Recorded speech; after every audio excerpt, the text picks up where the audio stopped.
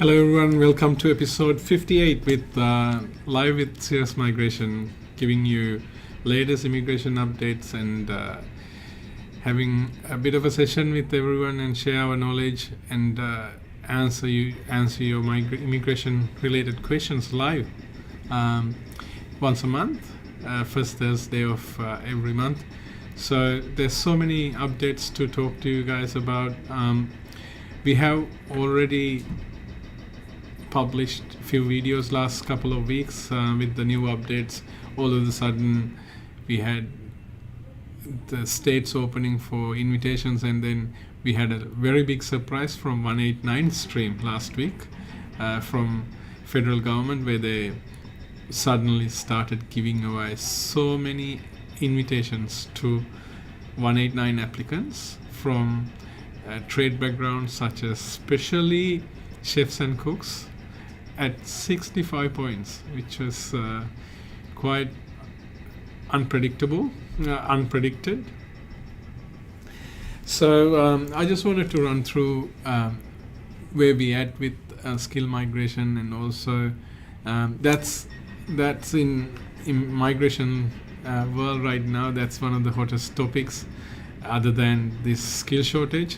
Before I start, I want to apologize from everyone with this background noise coming from our neighbors from 365 Queen Street. I think the next door they're building a massive building, and it is all good for the town, but the process is a bit tough for us when we produce in this sort of videos. So just in case, if you hear some sounds, please ignore it for the time being. There's not much we could do. We got so many sound barrier glasses around our boardroom, but unfortunately, no, it's out of our hands. But let's share this good news, good information, and things that we can share with you.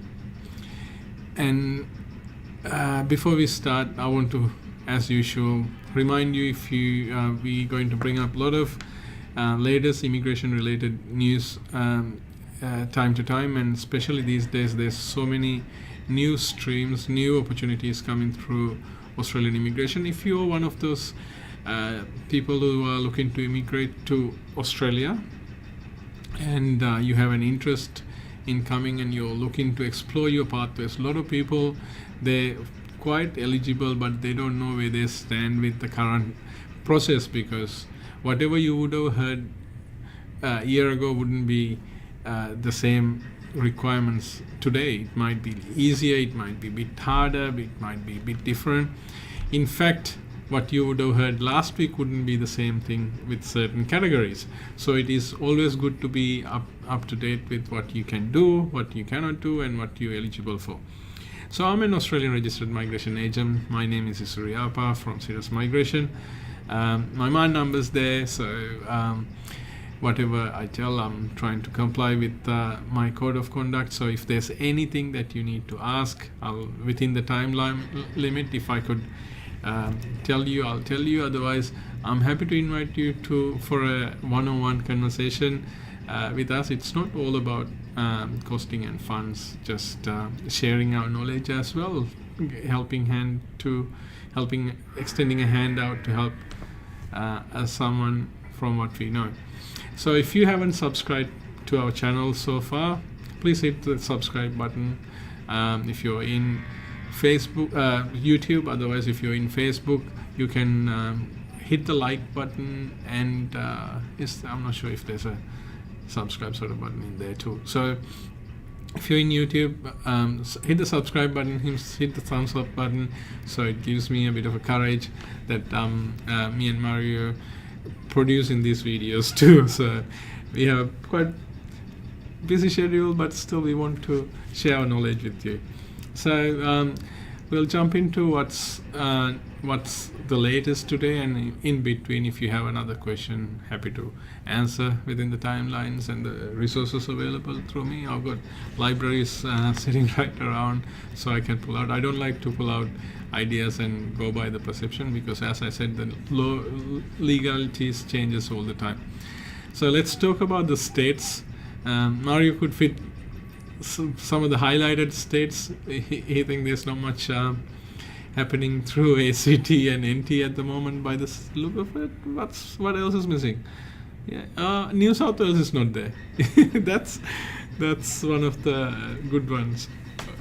So New South Wales started quite early. So New South Wales open. New South Wales is open for. I'll start from New South Wales because it's not in the list here. New South Wales is open, and they open for 188A program, 188BCE program. So the business visa program, they open for nominations, even though they have a little bit of toughen up the system by decreasing the age limit from 55 to 50, which in business world I would think you would really want to see matured people in the business rather than immature. So they have taken a step saying, no, if you're 50, that's it for business program, whereas everywhere else and the federal government is saying you can go up to 55, and certain states go beyond 55 as well. So the age limits have been toughened up a bit in New South Wales, and they have also broken up New South Wales into two sectors in the business world. They said inner city and surrounding Sydney suburbs, and then outside of Sydney suburbs for business programs. So they have released certain criteria, and they have introduced target sectors into business program as well. That's mostly for the 188A, 188BC. There's not much different to most of the other states, but they have a very good. New South Wales got a very good program for offshore applicants this year as well, and they have, as usual, they have a very big quota considering to most of the other states. So New South Wales got a good program, and it is a good place to live. There's a lot of it's Australia's highest population. So many commercial interests there for a lot of people, job opportunities, etc. as well. So coming down from New South Wales, I think we're going to Victoria. Victoria's being a pretty tough state last year from 2021-2022 financial year, where they had a very quite tough undisclosed, I shouldn't say undisclosed, unclear migration strategy for last year, where this year they came up easing up everything. So there's been very good news. I've got quite a few applicants going into health sector, STEM sector, but they, as I said, Victoria is currently giving a lot of priority to selected sectors. Actually, we've got the business slides up in there. So talking about business, they open all the way till 55. They don't charge ROI fees anymore, so there's no state government fees for skilled migrants. Talking about the business program, you can go up to 55 as the age limit, and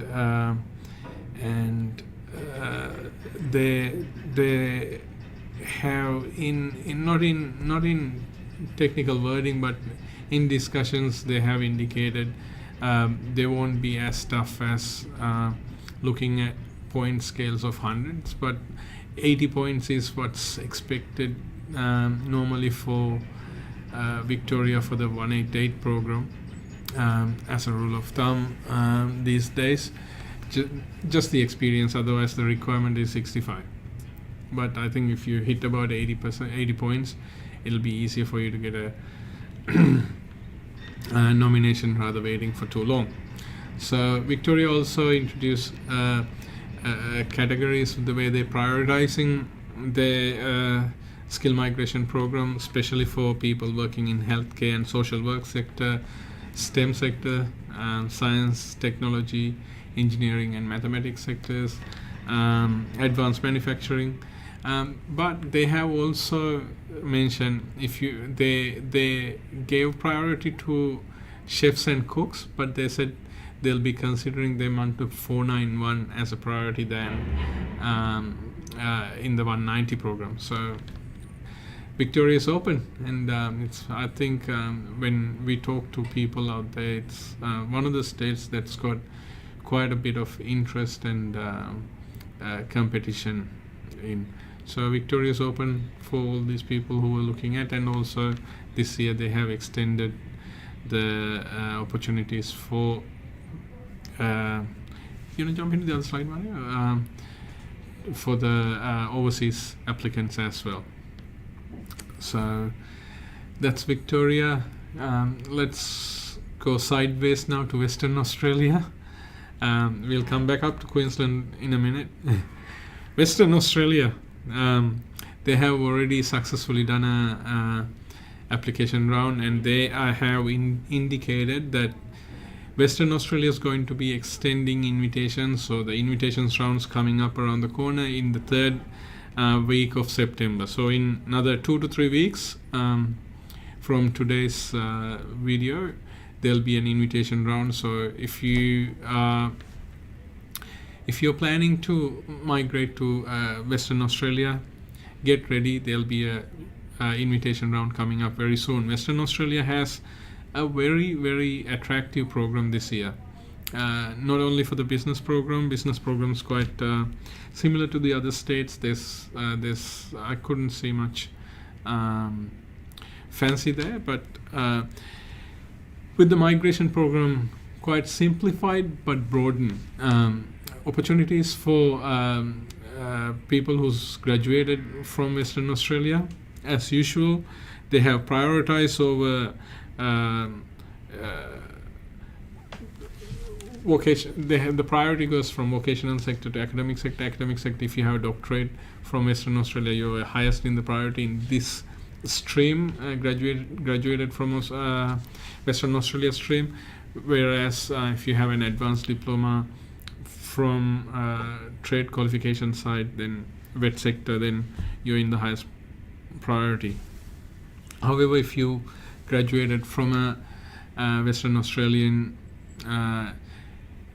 university, TAFE college, or a higher education provider, or an RTO for 2 years, then you can go into this sector, and there's a lot of incentives for you, and there's very less requirements from the other side when you compare to the most of the other ones. Then general stream, they have for 190 and 491, they have broken it down to 2 sectors, Schedule 1 and Schedule 2.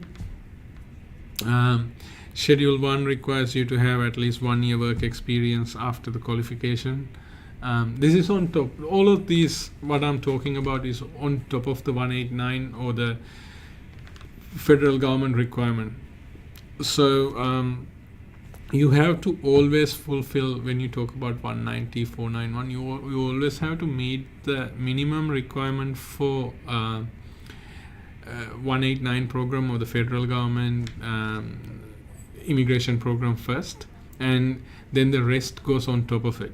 So the minimum requirement for 189 is to have 65 points. You need to have a skills assessment, that's mandatory, and you must have IELTS or PTE 6 in each band, or PTE 15 in each band. So compete in English minimum, and then 65 points. Age has to be below 45 as well. So on top of it, this goes on there. So Schedule 1, Schedule 2, graduate category. For the Schedule 1, you need to have the extra part. You need to have 1 year work experience onshore or offshore in a closely related occupation to the occupation that you nominate. Some people can have multiple occupations. We've spoken about it a few times, and if you need clarifications, talk to us.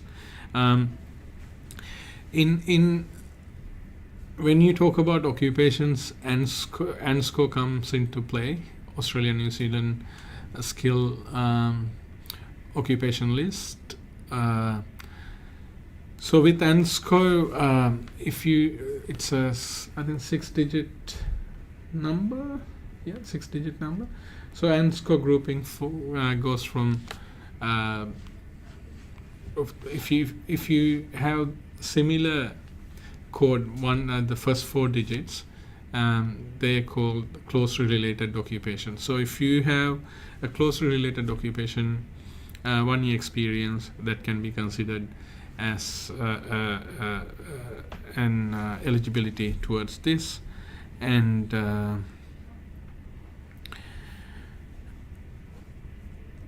then you need to have at least 6 months contract from a closely related occupation for 190 or 491 3 months, I think.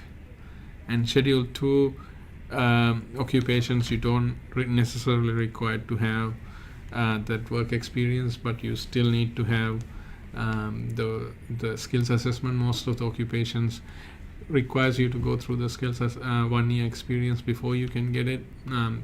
We've done a lot of videos on it. If you haven't done it, if you still have uncleared areas, be in touch. There are certain courses that you can always consider when you don't want to do the 1 year experience. Some of the courses like social workers, they've got inbuilt work experience to the course, so that way you can go straight right after, as long as it's an accredited course from the assessor. Like for social worker, for an example, is ACWA. If it's an accredited course from ACWA, you can go and apply for skills assessment straight right after the course is completed. Or you could also consider certain other courses like civil engineering draft person, mechanical engineering draft person, advanced diploma in telecommunication technology, advanced diploma in IT with telecommunication technology. Those sort of courses you can complete it, go straight into the skills assessment. So those guys, if you go Schedule 1, you're still going to need 1 year work experience. That's Western Australia. I took a bit of time because it requires a bit of time, because Western Australia's got a massive list and a lot of opportunities. Not only very high occupation, the occupation list also goes into quite interesting and occupations that you can't see in many of the other states, such as I worked with a barrister the other day, and that occupation cannot be found in most of the other states. So that's Western Australia.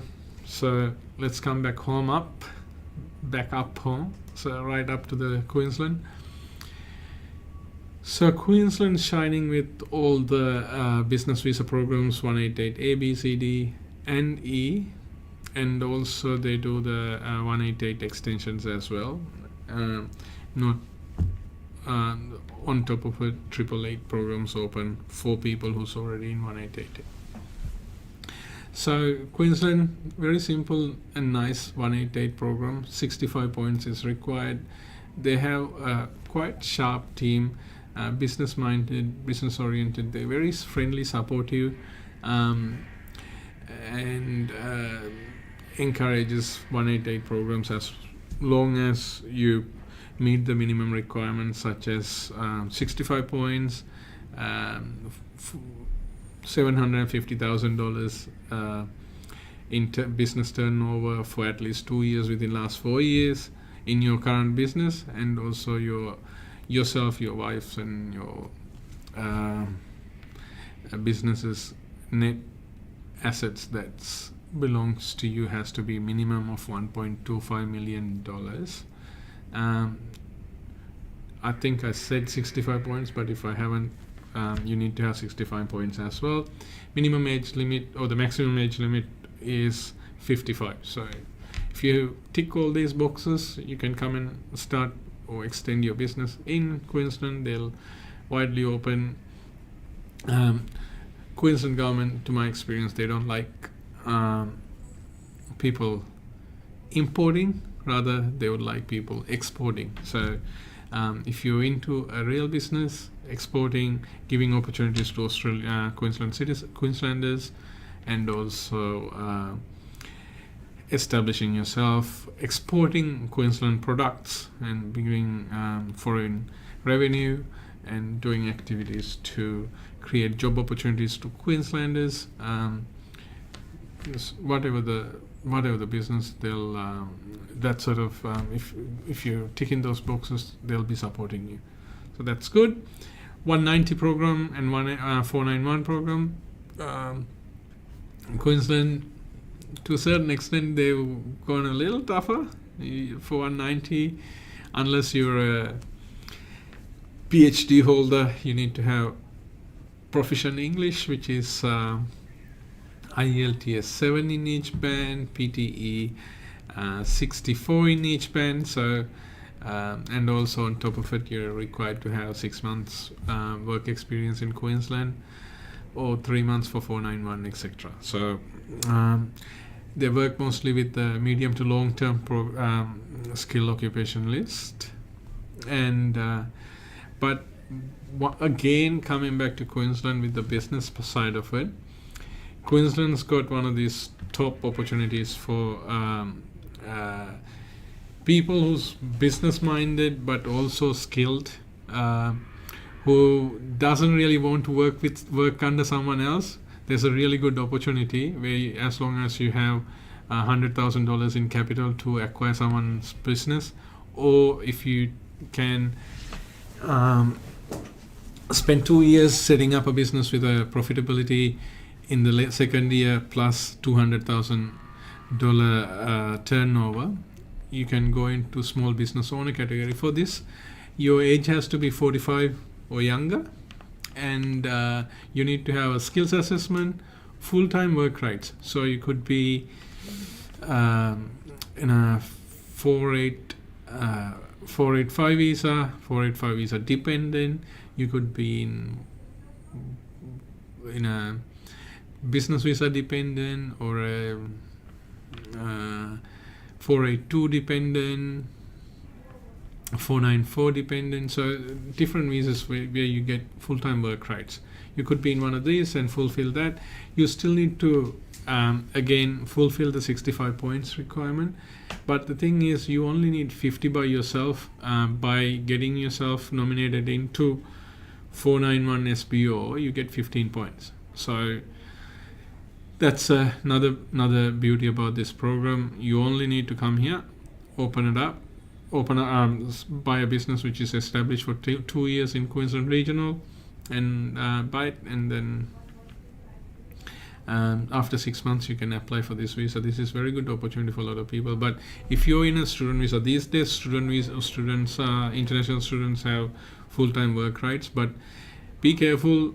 I wouldn't recommend you to get into this this category and expecting that it'll extend.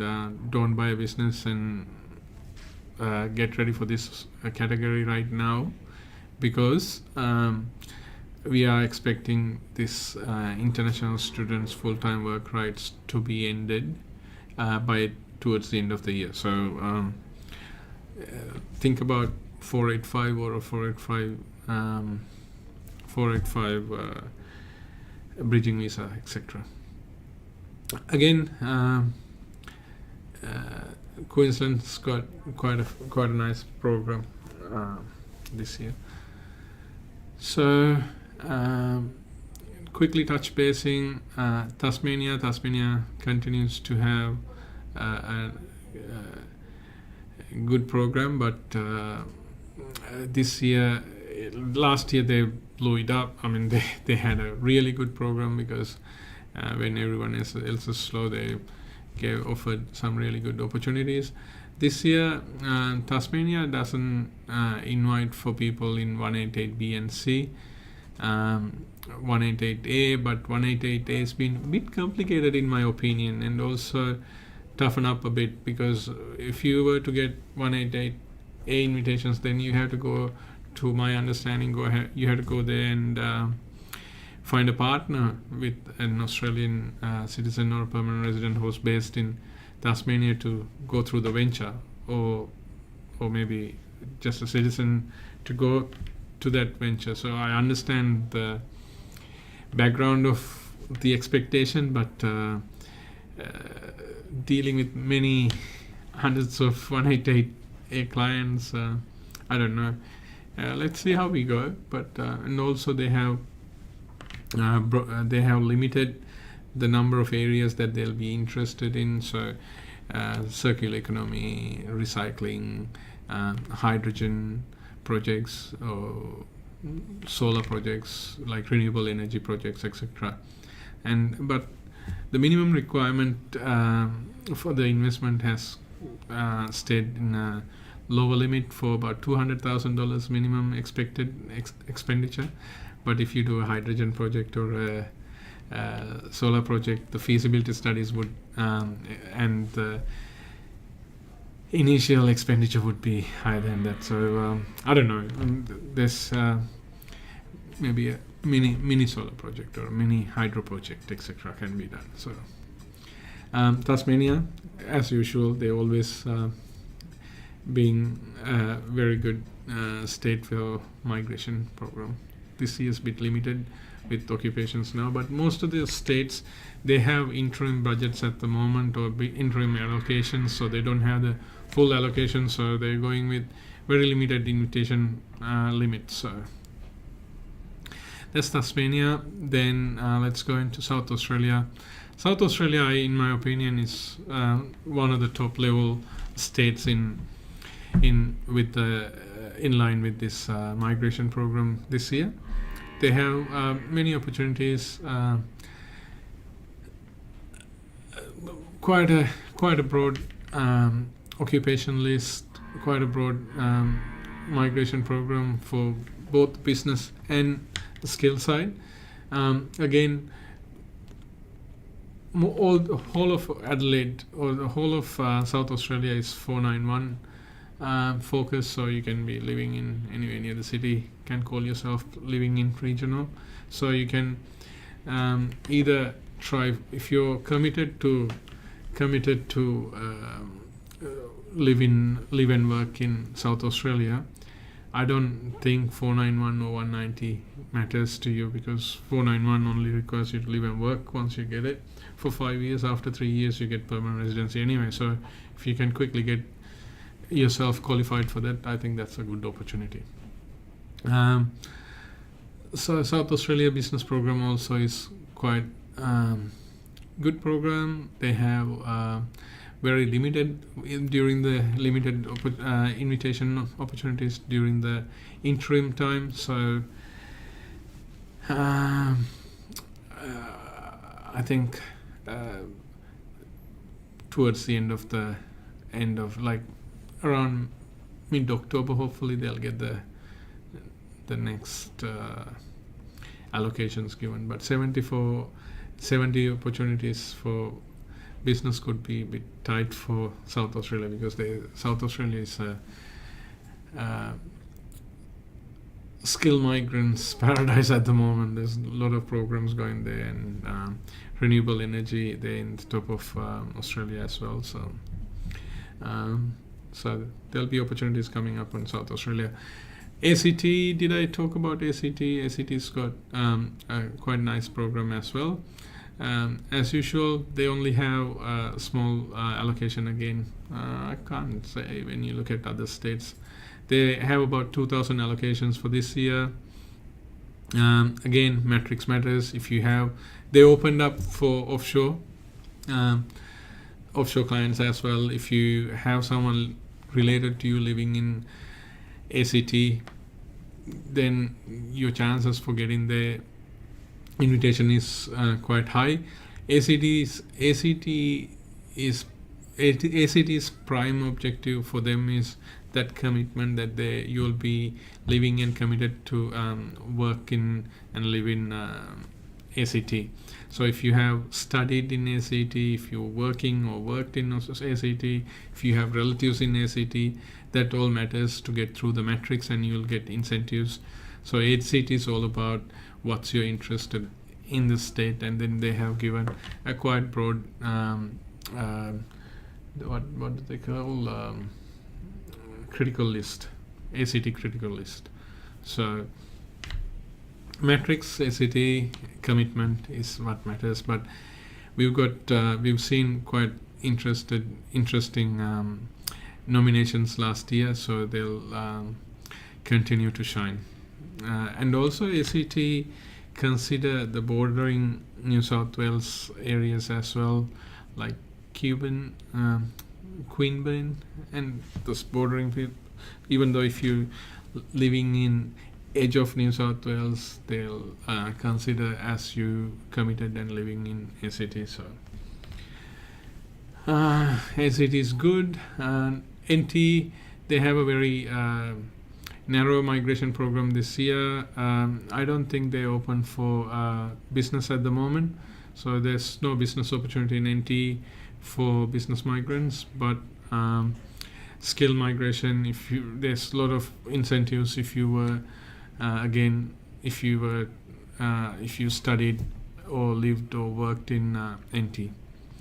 So these days in migration sector, in my opinion, a lot of people consider this points, and some people stresses the points aren't there, points not enough.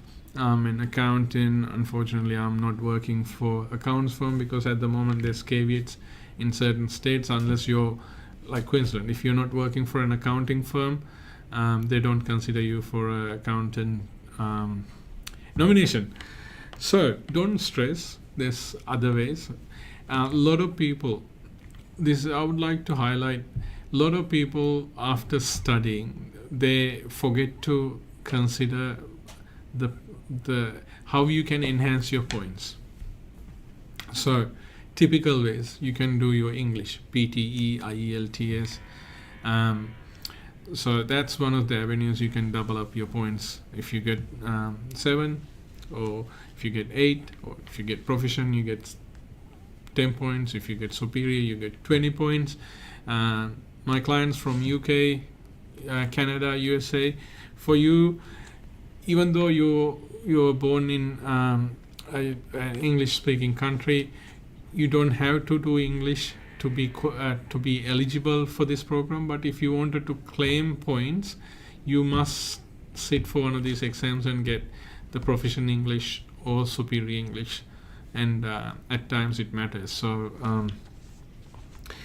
that's English. But one of the other areas you can enhance your points is when you study, consider regional options as well, because automatically you get 5 points. But again, don't focus studying in regional just for migration. Only it suits your course and your program. And if they have a similar course in one of those universities, like you have very good regional universities, like if you consider Queensland, you have USQ, Southern Cross University, very large universities around Queensland as well, and JCU, you get Central Queensland University, you get extra 5 points just for studying there in a regional location. That's one of the places. And then, but if you already completed, you can't go back. But what I'm coming towards is a lot of people miss their professional year. So if you're in accounting, don't worry. If you study the professional year, just by studying you get 5 points. In the meantime, if you do this, you can only do most of the guys have to do this professional year while you're in a 485 visa. So you are eligible to work full time as well. So if you do your professional year and also if you work full time for that year, you get 10 points. So that's one of the other areas you can enhance your points. Nati, your community language, you can get 5 points. Being single, you can get 10 points. Or if you're married, make sure you get your spouse to sit for a English exam and get 5 points towards it. And if they're already skilled, they can get, if they're in the same sort of skill occupation list, you can get another 5 points as well. So that's points. If you need any, if you're looking for, most of the times, professional year, being agents, because we got an education arm within our institute, our organization as well. We get from the providers, we get specials that we on forward to our clients, because our focus is not a short-term commission only with the students or our clients. We get quite attractive programs that we're happy to on forward you most of these scholarships and specials, etc. If you're considering to study professional year, be in touch. Have a chat with us with your migration program, grow your permanent residency pathway after your skills, and then we can probably introduce you to one of those people, one of those providers as well. Again, that's all about the points. Points tested, invitation only programs. The good and bad thing about this program, and something I really don't like, is it's quite dependable and uncertain. Of course, when you're sitting at 100, 105 points, no one worries. You know you have a very good opportunity to get your points. But if you're sitting at 65, 70, you don't know whether you got 6 months left, 8 months left. Would you get an opportunity? Would you not get an opportunity? What will happen next? What if? That stresses you. Some people can't sleep when it comes to the last part of it, because they've been climatized so much to the area that they've been living, and they've got good opportunities in working, etc. Don't stress. As long as you work in a qualified area to your skill occupation, you have very good opportunities. So if you forgotten already, even though your points not lining up, you can still go into work visa categories. Work visa categories gives you a lot of incentives as well. For an example, if you're in a temporary work category, and if you're here with your family, your kids can go to school, and public school, it won't cost you money. So that's a quite attractive incentive, because you're contributing to the community by working. So 482 doesn't have an age limit. You can work in any age. Instead of having a state nomination or a government nomination, you need to have a nomination from an approved business, or a business who's willing to be approved. So there are two categories: short-term skill occupation list and long-term skill, medium to long-term skill occupation list. Depending on which category you have permanent residency pathway. Most of the permanent residency pathways, I'll start from one side and get into a problem side, and then let's see how we can sort it. So as I said, depending on which side you can get an employer, or if you're looking for employees, you can get employees depending on what nomination they have, what skills they have. So if you have short-term skill occupations, then you can only go up to 2 years. You can do it, renew it again for 2 years. Then if you're doing it again, then you have to go outside and apply. So that's short-term skill occupation categories. If you medium to long-term, you can go up to 4 years. And within those 4 years, if your age is in the right limit, and if your employee is willing, you can look into permanent residency pathways. And while you're in 482, you can again explore your opportunities to go into 186 direct entry or 186 TRT. If you have, so Mario, maybe let's get into the employee slide. with with the with this employment opportunities, for you to be qualified for 482, which is the highlight in this program, it used to be it is similar, very similar to the program that's been abolished by before. It's called 457 work visa category.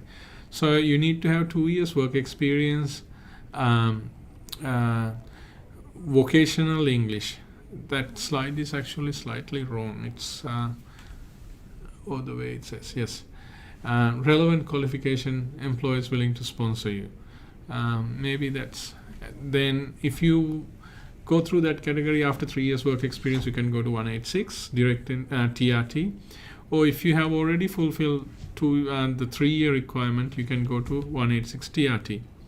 494, some of those occupations in short-term skill occupation list, not medium to long-term, then you don't have a permanent residency pathway, as I said. But if you go into a regional area and apply for 494, then you have the 191 or 186 opportunity.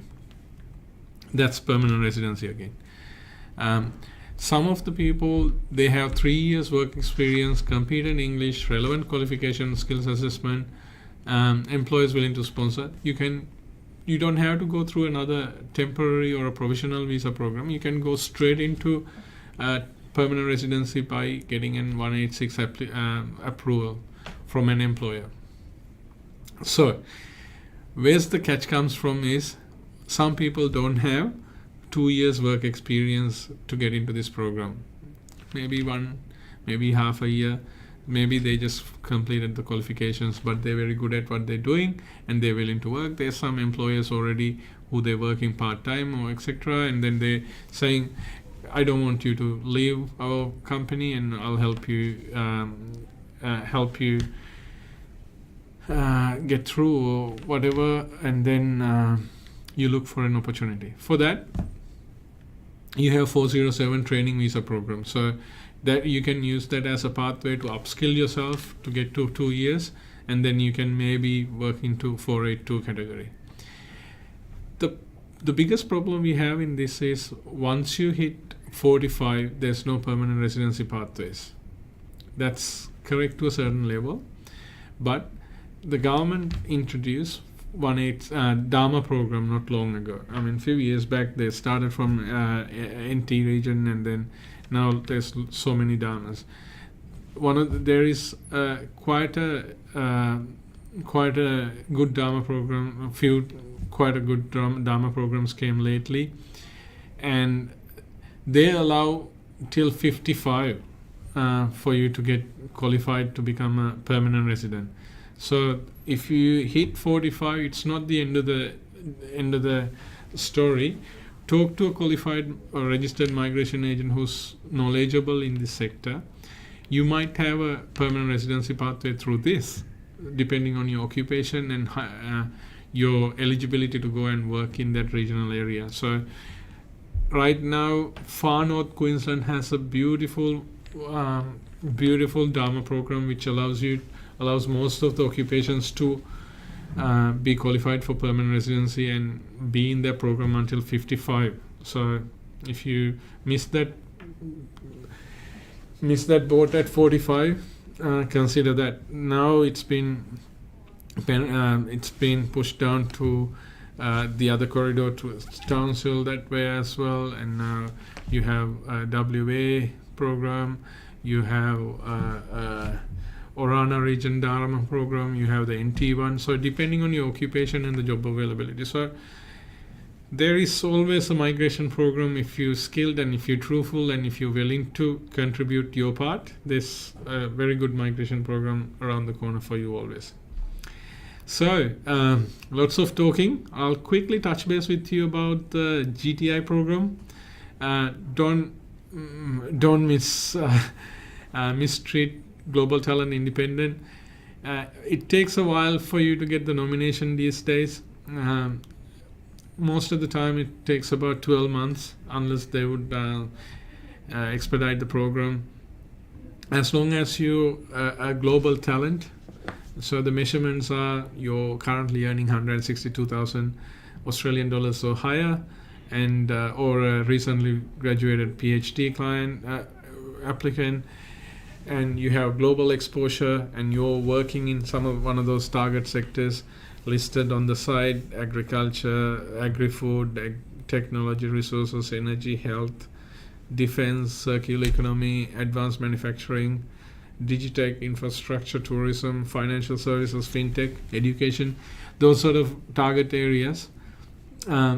You can be qualified. There's no age limit for this. You can be under 18 or over 45, 55, doesn't matter.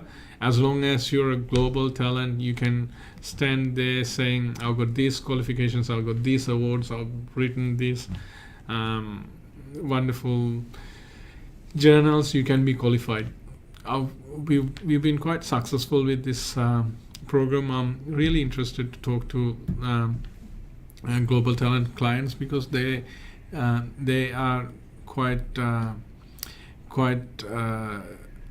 talented people, and they have quite a vision that they can achieve. And I can, while talking, I can see how much can they contribute to Australian economy and Australian job creation and Australian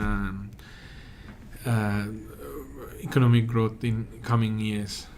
So Global Talent also is a very good program. It's invitation only, so we gotta present quite a good profile. We need to have going through this category, we need to have a nominator who's an Australian citizen or a permanent resident or an eligible New Zealand citizen who's also equally or higher qualified than you in the target sector itself. So if you'd like to learn more, be in touch. I'd like to now go and see if we have some questions that I can quickly answer. I know the time's stretched already. I'll take a few questions and then wrap it up for the day. But again, don't wait till the next time. If you have a quick question, always you're welcome to give us a quick call in any of these contact methods, or email through them. Sometimes we can be very busy, but we can try come back to you and help you as soon as we get an opportunity. So Vimal Kumara got a question. Can an applicant lodge two separate EOIs for 190 and 491 for the same state, please? Yes, you can do it. And careful, certain states, when we were talking to states, we got an indication that they want serious applicants. They don't want to see one coming from 190, one for 491, one for 189, one for Queensland, one for Western Australia. So they want someone who's saying, I'm all in for Victoria, or I'm all in for Western Australia, and this is the sector I want to compete with. And that's what they like. So you can do it, but it is always good to have an opinion from a registered migration agent before you put your UIs. But having said that, though, I've seen quite a few good success stories lately. I've got quite a few clients came to me lately saying, Isuru, we've done the UI already and didn't expect much, but all of a sudden we got an invitation. Last Monday, I got about 3 calls. I had to postpone a couple of my interview appointments on Friday due to specific reasons from the office. So I spoke to them on Monday or Tuesday, and then when I was talking, they said, Isuru, I wanted you to take over my UI, but we've got an invitation now. What do we do? Help me out for 190 or 491. So there's quite a few people got invitations during last rounds. So if you're one of them, congratulations. You're very close to your migration destination in Australia. Good luck to you and the family. But if you're having issues like this, be in touch. Myself, one of our partners here, or you can talk to one of the registered migration agent, and get some guidelines. And I think this is the best part of your journey, right in the last minute. So it's always worth giving that extra bit of attention towards it. Vidush Rajendran, how are you? Which would be a good state to look for industrial engineer? And score 235 with 8 years work experience, 80 points on 190. Which state could extend 190 visa for the above? You actually got pretty good points for quite a few states. In the interim period, hard to tell, are you currently in Australia or outside of Australia?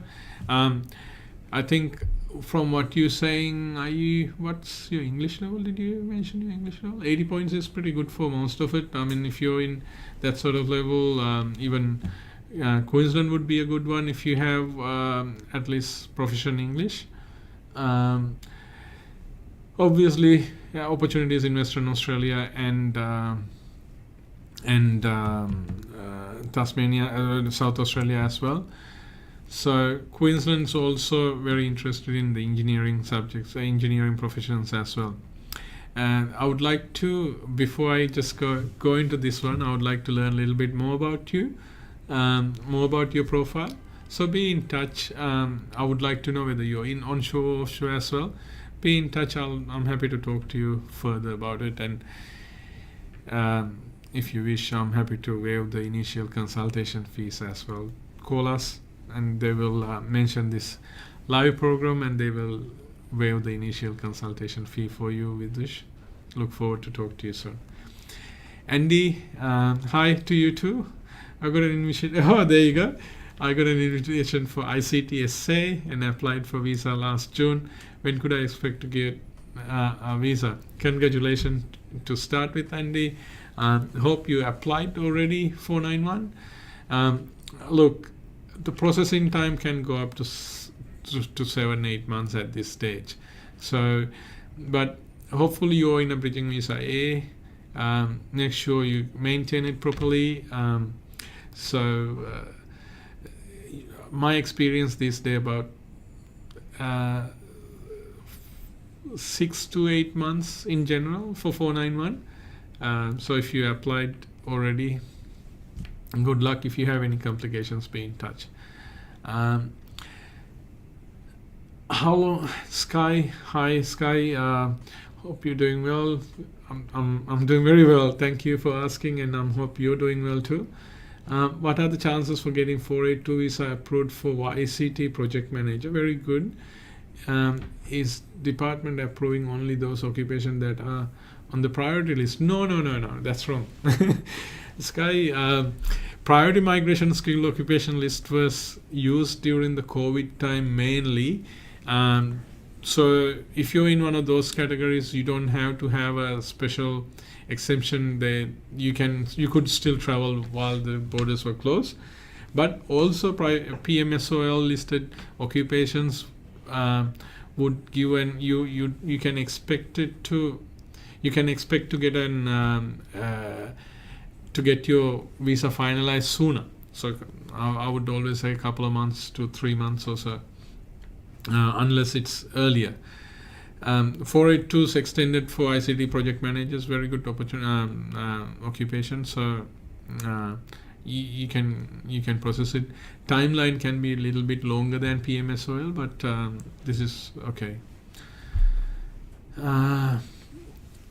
What is pre-invitation? Vimal is asking. Pre-invitation can be interpreted into two stages. Pre-invitation can be before you submit the UI or as soon as you submit the UI, or pre-invitation can also be when the state pick your file. So you're very close to get your invitation.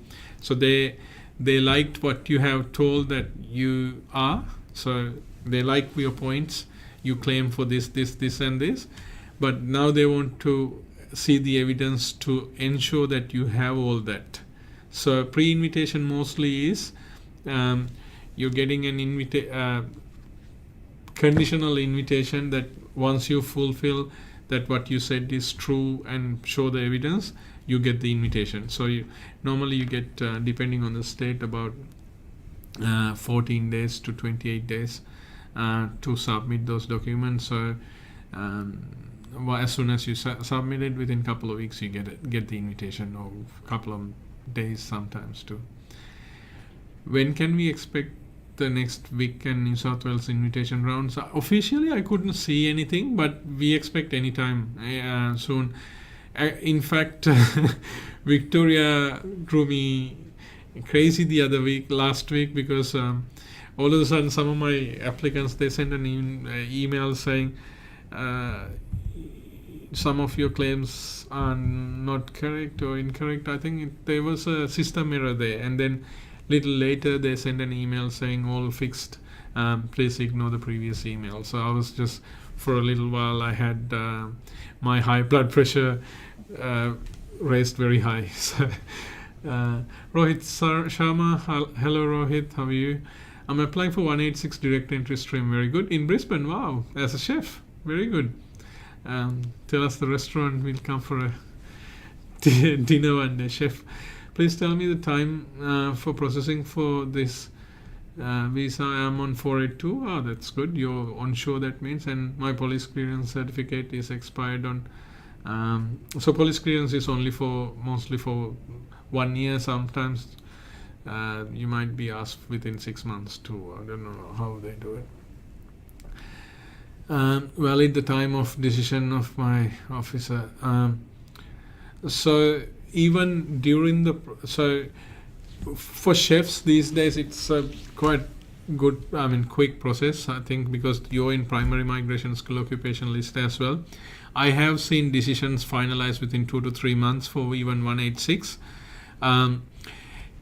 Having said that, make sure your application is decision ready. But if even though your police clearance is up to date at the time of the application, case officer can be asking for a new one if it expired or gone beyond the 12 months mark. So if you think it's expired, get your police clearances done quickly again.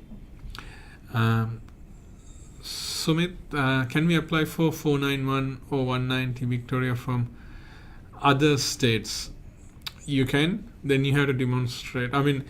That's one of the relaxations that they have right now. So they're attracting not only offshore people, they're attracting interstate people too. So depending on, for them, yes, you can. The answer is. But then again, we have to check what's your eligibilities and is it the best option for you. So short answer, yes, obviously you can do this. And let's go into Facebook for a quick thing. Social work at 65 points in Queensland, 189, 190. So Amy, 65 is the lowest point, but you'd be surprised. Last time around, we had seen invitations for 65 from 189 category, but 189 is not Queensland based. If you get the 189 invitation, there is no obligation for you to stick into one state for 2 years or anything like that. So 189 is federal base from department itself. The federal government invite you. So 65 is okay, but for 190, Queensland's expecting you to have 80 points. So you might not be eligible. If you want to give us a bill, we'll make sure you're 65. Sometimes some clients only focus on certain points, and they, even though they have 70 or 80 points, they only count 65, even 70 points. You miss some of the points. When you talk deep, look around, you can find more, or you can get yourself quickly improved into the next level. So if you're one of those clients, be in touch with us or another registered migration agent. So what's more important is you get your permanent residency and you get your visa process sorted. So it is important to talk to the right people, registered, all the registered migration agents.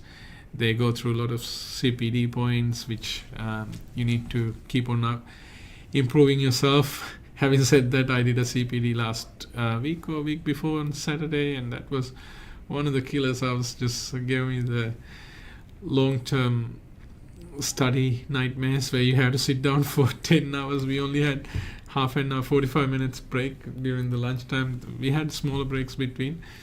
But yeah, a lot of studies to be done, and we have to be up to date with the current knowledge about the visa categories, etc. So make sure you go and talk to the right person when you go through the visa system, because I think it's worth doing it because of the dynamic changes in the visa categories, and especially the new eligibilities. You might have a better option than the option that you focus on as well, depending on your background. So we've taken a lot more than we expected with the time-wise, and Mario and Lena's done a great job with these artworks and everything with this. Thank you very much, and thank you for joining me during this session, and we look forward to talk to you again very soon. Next scheduled meeting session is on first Thursday of next month, which is October. But having said that, there'll be lot more videos that we're pushing out as soon as the information comes to. We want you to know. So whether you come to us or someone else, at least you can get ready for the next section if you're eligible or if you're qualified. These days, a lot of opportunities are here. There is a massive skill shortage or employee shortage here.